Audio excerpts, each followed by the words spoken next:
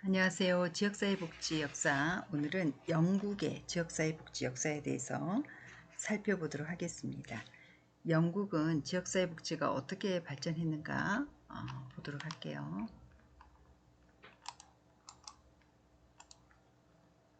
자, 영국 지역사회복지의 우리가 이제 특성을 보면은 영국에서는 엘리자베스 구빈법 이런 이제 법이 있었죠. 빈민들을 위한 엘리자베스 구빈법이 있어서 지역사회 복지에 대한 법제화를 이끌어 왔습니다. 특히 이제 그 구빈법은 1600년대에 근로 능력이 있는 건강한 빈민은 이렇게 이제 노역을 하게 하는 거죠. 강제 노역을 시켰고, 근로 능력이 없는 무능력 빈민들은 노인, 장애인, 아동 이런 사람들은 이제 구빈원 이런 데에다가 수용을 해서 음식이나 의복이나 이런 것들을 주면서 이제 살게 한 겁니다. 그런가 하면 또 이제 요보 아동 같은 경우도 24살이 될 때까지 주인에게서 이렇게 상거래 활동도 배우고 21살 때 결혼할 때까지 집안일을 돌보는 등 굉장히 그 하녀의 삶을 이렇게 이제 살도록 하는 거죠. 이렇게 이제 지역사회복지 그 영국 같은 경우는 굉장히 이런 엘리자베스 구빈법부터 시작해서 법제화가 일찍 이루어졌고, 그 이후에 우리가 이제 많은 그 지역사회복지 그 특성 중에서 1800년대 후반에서 1950년대 초반까지 매우 중요한 것이 바로 이 자선조직협회와 그 다음에 인보관 운동이라고 볼 수가 있어요. 우리 자선조직협회라고 하는 건 매우 중요합니다. 시험에도 아주 잘 나오고 또 인보관에 대한 것도 많이 나오는데 이 자선 단체들이 이제 많이 모여서 이제 구제 활동을 시작하게 된 거죠. 그러다 보니까 자선 활동을 하는 사람들이 중복이나 누락 또 활동 기관 사이의 어떤 대립과 같은 이런 문제가 많이 등장하게 되는 거예요. 또 훈련받지 않은 담당자들에 의해서 수행된 그런 활동 때문에 자선에 대한 이미지 이런 것들이 많이 손상되고, 그래서 이런 문제를 조정하고 빈민에 대한 구체적인 체계적인 조사라든가 또 원조의 그런 그 제공을 목적으로 하고, 영국에서 1869년에 자선조직 협회가 이렇게 이제 설립이 되어서 구제 활동을 체계적으로 한 거죠. 이것이 나중에는 우리가 이제 사회복지 실천에서 개별 사회복지, 개별 사회사업 쪽으로 이렇게 이제 이어지게 되는 거죠. 자선조직 협회가 있었고, 그 다음에 왜 그 1884년에 바네트 목사님이라고 하는 분, 그래서 대학생들과 함께 직접 거주하면서 빈민층들을 계몽하고 교육하고 집단 프로그램들을 돌리고 하는 이런 그 인보관인 토인비홀이 설립이 되죠. 그래서 이런 인보관 운동이 나중에는 지역사회의 종합사회복지관 같은 이런 역할로 이제 바뀌게 됩니다. 우리가 이렇게 그 사회복지 역사 속에서 영국의 그 사회복지 역사가 지대한 영향을 이제 많이 끼친 것 중에 하나가 바로 이 자선조직협회와 그 다음에 인보관을 설립한 것, 토인비홀 이 두 가지가 매우 큰 역할을 한 거죠. 그리고 지금의 우리가 이제 사회보장의 개념이라고 할 수 있는 이런 그 국민기초생활보장법 이런 것들을 만드는 계기가 된 것이 영국에서 최초로 1942년에 베버리지 보고서가 발표가 되면서 이 영국의 경제학자인 이 베버리지가 정부의 이촉을 받아서 사회보장에 관한 문제를 연구하고 조사한 이제 그런 보고서입니다. 그래서 이제 2차 세계대전 이후에 국민들에게 그 위협을 가하는 인간 생활에서 누구나 다 이제 위협을 당할 수 있는 것이 이런 결핍이라든가 질병, 불결, 무지, 태만 이것을 사회 5대 사회 악으로 지적하고 사회보장 제도를 이제 실시해야 된다. 그래서 국민들을 위한 그런 그 국민법의 잔재 이런 것들을 완전히 청산하고 최저생활보장을 실현하는 이런 것이 이제 만들어진 거죠. 그래서 최저생활보장을 우리가 이제 최저생계비를 보장해주는 이런 것들이 만들어지게 된 것입니다. 그래서 베버리지 보고서는 이제 영국에서도 매우 중요하고 이것이 국민기초생활보장제도를 만드는 바탕이 되었다고 보면 되겠습니다. 자, 그리고 이제 2차 세계대전 이후에 영국은 국가 책임하에 지역사회 복지를 수행하기 위해서 지방정부 중심의 그런 집행체계 및 전문사회 사업의 확립, 시설 보호의 문제를 개선하기 위해서 지역사회 보호 서비스 확충 등 다양한 지역사회 복지의 발전 과정을 경험하게 됩니다. 영국 지역사회 복지 역사는 공공부문 중심의 사회복지 서비스 전달에서 나중에는 이제 민간 중심으로 이렇게 이제 발전하게 되는 이제 그런 과정을 우리가 보게 될 거예요. 그래서 공공부문 중심의 사회복지 서비스 전달하는 특성으로 인하여 지역사회 중심의 지역사회 보호가 주류를 이루는 이제 이런 특성으로 발전하게 된다. 그래서 지역사회 보호 태동기라 그래서 1950년대부터 우리가 이제 50년대부터 1960년대를 이제 후반까지를 볼 수가 있습니다. 영국에서는 이렇게 이제 그 재가복지 개념보다는 지역사회 보호라고 하는 개념으로 더 일반화 되게 사용이 되어졌고, 특히 이제 이런 것이 계기가 된 것이 이제 있습니다. 지역사회 보호라고 하는 이런 이제 근원이 1950년대부터 이제 시작하게 되는데, 대체적으로 이제 장애인이라든가 뭐 질환자라든가 노인이라든가 이런 사람들을 이런 수용시설에서 생활을 하게 된 거죠. 그래서 일반 시민들과 이렇게 이제 구분해서 격리된 그런 환경 안에서 굉장히 열악하고 비인도적인 환경에서 시설에 거주하는 이런 것들이 이제 많았었어요. 그런 수용시설에 대한 문제점, 단점 이런 것들이 이제 발견이 되면서 시설에서부터 지역사회로라고 하는 새로운 접근 방법이 만들어지고 이게 이제 2차 세계대전 이후부터 이루어지기 시작한 거예요. 그래서 노인 인구와 정신질환자의 보호를 위한 프로그램이 점차 확대되어지고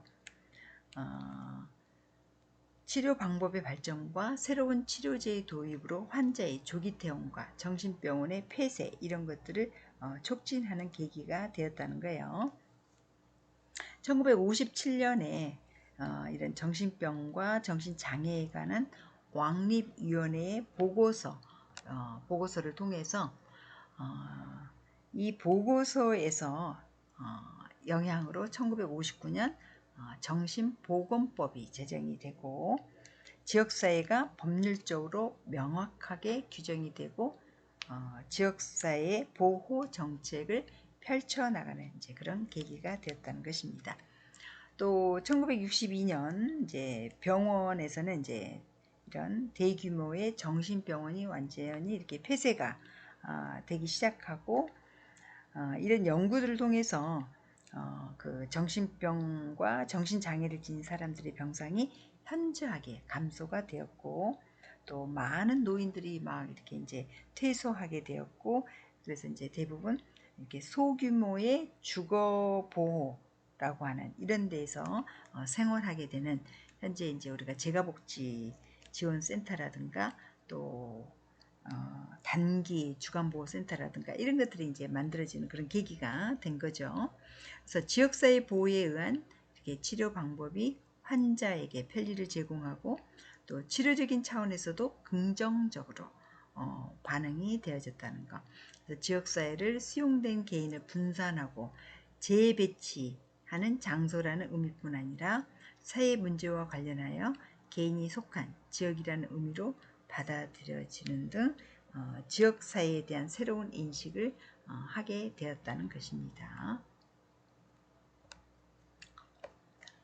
이렇게 이제 실질적으로 그 60년대 후반부터 이제 80년대까지는 우리가 이제 초기의 지역사회 보호 개념이라고 그래서 탈시설화, 그러니까 시설에서부터 탈피하는 이런 이제 운동이 많이 이루어지게 되었고, 그래서 어떻게 하면 이런 정신질환자나 또는 이제 노인이나 또 정신장애가 있는 이런 사람들을 시설에다만 가두어서 지역의 시민들과 이렇게 완전히 분리시켜서 사는 것이 아니라 좀 더 이제 거기에 있는 사람들이 너무 시설병이라든가 이런 안 좋은 오히려 증세들이 많이 나타나기 때문에 또 무기력해지고 의존병 같은 것들이 더 많이 생기고 돈은 무제한으로 많이 들어가게 됐잖아요. 그래서 이제 변화가 된 것이 어떻게 하면 좀 지역사회에 이런 이제 소규모로 함께 살면서 지역사회로부터 연결될 수 있도록 하느냐, 이게 이제 상당히 중요하게 된 거예요. 그래서 지역사회 보호로 실질적인 전환의 계기가 된 것이 시범 보고서. 먼저 그러니까 이제 60년대부터 등장한 68년에 시범 보고서가 이제 나오게 됩니다. 영국 사회복지 제도의 개혁을 지향한 지방자치단체 및 관련 대인사회서비스위원회의 보고서라고 볼 수가 있어요. 이런 이제 시범위원회에서 여러 부서에 산재해 있는 서비스를 통합하여서 가족의 총체적 욕구의 측면에서 각각의 문제를 인식하는 서비스의 제공을 주장하고, 또 서비스 통합의 중요성을 강조한 이 제안은 우리 대인사회 서비스의 굉장히 그 효율성 이런 것들을 이제 조정에 기여하게 되었다라고 보는 것입니다. 그래서 지방정부 내에서 보건, 주택, 복지 등 관계 부서가 주요 복지 서비스를 제공하여 왔고, 또 그 전문 인력을 갖고 업무를 수행하면서 지방정부 또는 지역사회에 대해서 한정된 자원의 분배를 둘러싸고 굉장히 그 경쟁 관계에 있게 되었다. 그래서 시범위원회는 이런 문제에 대하여 문제의 본질에 대한 부정확한 지식, 분리된 책임 소재, 전문 사회사업가의 부족 등 이런 부적절한 사회 서비스의 원인이 되었고, 이러한 요소가 문제를 혼란케 하였다고 이제 보고하면서 이런 시범위원회에서 제공한 시범 보고서가 등장을 하게 됩니다. 그래서 시범 보고서의 이제 가장 큰 특성으로는 먼저 사회 서비스국이 창설이 됩니다. 사회 서비스국이. 그래서 이 사회 서비스국에서 이제 하는 일들이 공공 서비스와 민간 서비스뿐만 아니라 가족이나 또 이웃 등 이런 이제 우리가 비공식 서비스라고 얘기를 합니다. 국가나 지방정부에서 제공하는 것은 공식적인 서비스라고 한다면, 가족이나 지역사회 이웃 이런 사람들의 지원을 받는 것은 우리가 비공식 서비스라고 하는 거예요. 그래서 지역사회의 그 주민들이 함께 참여하고 봉사자로도 참여하고 이러면서 지역사회 보호를 강조한 것이다라고 볼 수가 있어요. 그래서 이 시범 보고서 안에서는 흩어진 사회 서비스를 하나로 통합하여서 가족을 또 지역사회의 보호를 강조한 것이 특성이다라고 볼 수가 있겠습니다. 지역사회 보호를 강조한 최초의 보고서가 바로 시범 보고서예요. 지역사회 보호를 강조한 것이. 그다음 두 번째 등장한 것이 이제 하버트 보고서입니다. 지역사회 보호 형성기라고 할 수 있어요. 우리가 이제 태동기의 가장 시범이라고 기억을 하시면 되겠죠. 시범. 그다음 두 번째, 지역사회 보호 형성기가 60년대 후반부터 80년대 후반까지 볼 수가 있는데, 이 하바트 보고서는 하바트 보고서, 그다음에 이제 뭐 바클레이 보고서, 또 이제 이렇게 보고서가 계속 이제 그리피스 보고서 이렇게 이제 연도에 따라서 등장을 하게 됩니다. 이 먼저 하바트 보고서는 이제 어떤 거냐면 지역사회에 기초한 사회적 돌봄이라는 제명으로 출간이 이제 되었어요. 그래서 시범 보고서의 정책 건의 결과 1971년에 창설된 A번 지방정부 사회서비스국의 행정 책임자로서 하바트는 이제 그 행정 책임자 이름이죠. 그러니까 하바트가 지역사회에 기초한 서비스의 발전을 추구하였는데, 이 지방정부의 사회서비스 행정 경험에 기초한 그의 보고서에는 공공의 법정 서비스가 지역 주민의 복잡하고 다양한 욕구를 해결할 수 없고, 특히 자조 집단의 서비스에도 한계가 있고 재정적인 원조와 지원이 필요함을 인식하게 되었다고 언급하고 있습니다. 그래서 공공 서비스와 민간 서비스 외에도 비공식적인, 그러니까 이제 그 지역의 가족이라든가 친인척 또는 이웃이라든가 이런 비공식적인 서비스의 역할을 인식하여서 가족체계, 지역사회 근린에 초점을 둔 여기서는 이제 비공식 서비스의 중요성을 매우 강조한 것이 바로 이제 이 하바트 보고서예요. 그래서 하바트 보고서에서 이제 가장 중요시 여기는 것은 비공식 보호를 지원함으로써 클라이언트의 긴급한 욕구를 충족시켜주고, 또 다양한 형태의 서비스가 서로 이렇게 상호 보완적이 되어야 된다라고 하는 것을 강조한 것입니다.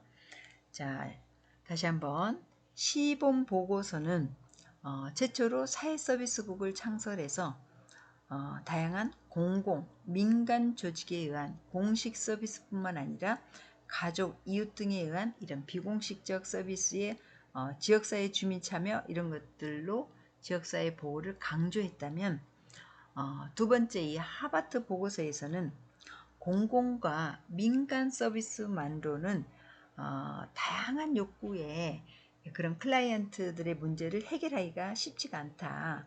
그래서 비공식적인 보호도 지원을 함으로써 클라이언트의 빠른 긴급한 욕구를 충족시켜 줘야 한다. 이게 이제 하바트 보고서의 핵심입니다. 그 다음에 세 번째, 바클레이 보고서가 나옵니다. 바클레이 보고서. 자, 바클레이 보고서는 사회사업가의 직무와 역할에 대하여 광범위한 역할을 강조했어요. 그러니까 이제 여기서는 이제 사회복지사에, 지금 이제 우리가 사회사업가라는 말은 이제 과거에 했던 말들이죠. 그러니까 사회복지사의 직무와 역할에 대한 광범위한 제안을 하게 되고, 특히 지역 사회사업의 전략이 우리 그 이제 카운슬링, 즉 상담이죠. 상담 지향에서 사회적 돌봄 계획으로 전환되어야 함을 주장하는 겁니다. 그러니까 상담이 아니라 사회적인 돌봄을 할 수 있도록 계획으로 이렇게 할 수 있도록 전환이 되어야 한다는 거예요. 그래서 이 바클레이 보고서 그 위원회에서는 지역 사회를 혈연, 공공이, 지리적 근접성, 친구, 직업, 서비스의 주고받음, 이런 다양한 그 결합에 의해서 상호 간의 유대를 가진 사람들의 비공식적인 조직망이라고 이렇게 정의를 하고 있습니다. 그러니까 지역사회를 상당히 이렇게 이제 아주 포괄적으로 정의를 하고 있는 거죠. 그래서 지역사회의 중요한 특성은 이렇게 이제 불우한 사람들에 대하여 개별적으로도 또 집단적으로도 동원할 수 있는 지역사회 내의 인간관계망의 능력으로 보았다는 거예요. 그래서 비공식 돌봄의 그런 중요성과 함께 공식 서비스가 고립되지 않고 비공식 서비스와 긴밀한 관계를 유지하면서 활동을 해야 된다. 즉 공식 서비스와 비공식 보호 서비스가 서로 파트너십으로 개발해서 일할 수 있도록 해야 된다는 거죠.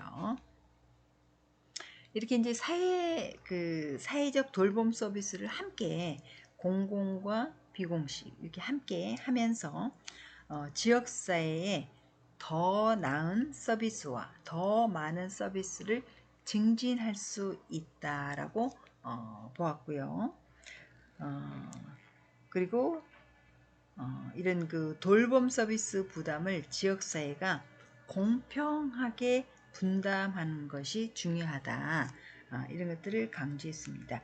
그래서 바클레이는 이제 대부분 그런 사회적 돌봄이 공공과 또는 민간의 공식 서비스에서 제공되는 것이 아니라 비공식 관계망의 지역사회 주민에 의해서 제공되어야 한다. 이런 것들을 매우 이제 강조한 것입니다. 이해되시나요? 비공식 서비스와 공식 서비스의 파트너십 이것을 강조하고 지역사회 약자들은 그러니까 이제 쉽게 말해서 그 지역에 가난한 사람이나 뭐 요보호 대상자나 미혼모나 노인이나 치매 어르신들이면 그 지역사회 주민들에 의해서 그런 서비스가 빨리빨리 전달이 되어야 한다는 것을 이제 강조한 것입니다. 자, 그다음 80년대 후반부터 현재까지 이제 1988년에 영국 보수당 정부에서 이때는 이제 대처 수상이 할 때인데요. 그리피스라고 하는 사람이 이제 위원장으로 하는 이제 위원회를 구성하고 지역사회 보호를 지원하는 공공재정, 그러니까 이제 공공에서 돈이 이제 복지로 많이 나가는 거, 이 돈의 사용을 재검토하면서 좀 더 효과적인 지역사회를 보호를 위한 재정 활용 방안 이런 것들을 보고한 내용입니다. 그래서 그리피스 보고서는 지역사회 보호와 행동을 위한 어젠다다라고 하는 책으로 보고서가 이제 나온 거예요. 그래서 여기에 이제 쓰여진 그 내용들을 보면은 자, 지역사회 보호의 1차적인 책임을 그 지자체에 살아야 해요. 지자체, 지방 당국이 가져야 한다. 그다음 두 번째는 그래야 이제 재정이 공공에서 너무 많이 들어가지 않을 수 있죠. 두 번째, 지방 당국은 대인 서비스의 직접적인 제공자가 아닌 계획자, 조정자, 물건을 구매하는 구매자 이런 역할을 수행해야 한다는 것이고요. 또 셋째, 주거 보호에 대한 요건은 지방 당국에 의하여 사정된다는 점을 강조하였고, 그래서 일정한 자격을 갖추면 자동적으로 주어지던 중앙정부의 사회보장급여로서 보충급여의 주거보호에 대한 지원이 중단되고 주거보호에 관한 지원 책임을 지방당국으로 이관했다는 거. 그래서 적격성이라든가 이런 것을 제2심사에서 재정 지출을 통제하고 좀 줄여나가겠다고 하는 이런 것들을 이제 발표한 내용이죠. 그래서 이제 그리피스 이 보고서는 이제 매우 중요해요. 이 그리피스 보고서가. 왜냐면 현재 우리나라에서 사용하고 있는 그 사례관리 있죠. 개별 사회복지에서 우리 지역사회에서 개별적으로 사례관리를 하고 있는 내용이 이 그리피스 보고서에서 나와 있는 내용들을 많이 이제 활용하고 있기 때문에 시험과도 연결해서 이 그리피스 보고서가 잘 나오고 있습니다. 시험과도. 그래서 내용을 이제 여러분들 잘 기억을 해 두셔야 됩니다. 1990년에는 이 내용이 입법화 되어 국민보건서비스 및 지역사회보호법으로 공표가 되었고요. 그리고 93년에는 지역사회 보호 개혁에서 시장경제 원리를 통해 지역사회 보호 서비스의 수준을 향상하고 케어 매니지먼트의 도입으로 적절한 서비스를 제공하려고 하였다. 그래서 이제 1988년 그리피스 보고서 이후 지금 우리가 사례 관리하는 사람을 케어 매니지먼트라고 얘기를 해요. 케어 매니지먼트, 사례 관리사라고 하는 거죠. 이런 것은 이제 도입을 해서 과거와는 다르게 공공 부분이나 지방 행정 당국의 역할보다는 민간 부분의 역할을 굉장히 더 강조를 한 거예요. 민간 부분의 역할을 강조를 한 겁니다. 그러면서 신보수주의 이념에 경영하에서 좁게는 케어의 혼합 경제, 넓게는 복지 다원주의 논리에 뒷받침하였다. 2008년부터는 지역사회에 이런 돌봄 서비스의 질을 향상하기 위해서 관리감독기구의 민간 부분이 참여할 수 있도록 지역 참여 네트워크에 관한 법적 근거를 또 마련하기도 하였고요. 이렇게 이제 그 93년에 지역사회 보호 개혁을 이렇게 하면서 매어 케어 매니지먼트 이런 것들을 이제 도입을 했다 그랬잖아요. 그래서 이제 이런 사람들이 적절한 서비스를 제공하도록 하기 위해서 지역사회 욕구와 자원 분석과 관련된 돌봄 계획을 이런 것들을 수립해야 되고 돌봄 욕구의 정확한 판단과 또 이에 기초한 돌봄 서비스를 제공하기 위해서 케어 매니지먼트를 도입하고 공공 서비스에 대한 민간 서비스와 경쟁을 유도하게 되고 그 다음에 욕구 중심의 서비스 제공 등 지방자치단체의 역할을 변화시킨다. 돌봄 계획과 관련된 외부 기관과의 동반자적 이런 관계를 추진하고 또 복지 서비스에 대한 감독 제도를 강화하고 또 중앙정부에서 지방자치단체의 권한과 재정의 이양 등으로 상당히 그 지자체의 재량권을 많이 이렇게 이제 부여한 것이 특성입니다. 그래서 우리나라에서도 지금 이런 사례 관리 같은 것이 지방 지자체에서 굉장히 권한을 가지고 지역의 네트워크 이런 것들을 최대한 잘 활용할 수 있도록 하는 거기 때문에 우리나라의 이런 통합 사례 관리와 매우 비슷한 것이 무슨 보고서라고요? 그리피스 보고서에 해당이 되는 거예요. 지역사회 보호의 실천 주체를 아주 다양하게 이렇게 시도를 했고 이거는 지방 분권화를 강조하고 우리 그 민간에서 그 하는 그 사회적 기업 같은 거 또 민간 주도의 어떤 그 조정이라든가 서포트 하는 것들 이런 것들을 잘할 수 있도록 하는 것이 바로 이 그리피스 보고서에서 되어진 것입니다. 자, 영국의 지역사회 복지 우리가 이제 학습 정리를 하면 영국 지역사회 복지는 이렇게 온종주의와 집합적 지역사회 행동의 두 가지 전통에서 발달되고 온종주의가 이제 전통의가 바로 자선 조직화 운동과 인보관 운동으로 발전했다. 그래서 그 인보관 이런 것이 종합사회복지관으로 나중에는 발전하게 되고 자선조직협회 같은 것들이 우리 이제 개별 사회복지 쪽으로 이렇게 이제 발전하게 된 거죠. 영국 지역사회복지 역사는 공공 부분에서 사회복지 서비스 전달하는 특성에서 지역사회 보호로 바뀌게 되었고 그것이 이제 그 시설 보호에 대한 부정적인 평가가 나와서 탈시설화가 이루어지게 되었고 그래서 지역사회 보호가 시본 보고서부터 시작해서 하버트 보고서, 바클레이 보고서, 그리피스 보고서 이렇게 보고서가 진행이 되면서 오늘날 사례관리사 지역 지자체에서 사례관리사를 도입해서 민간 부분의 역할을 상대적으로 강조한 그런 시기가 되었다고 보겠습니다.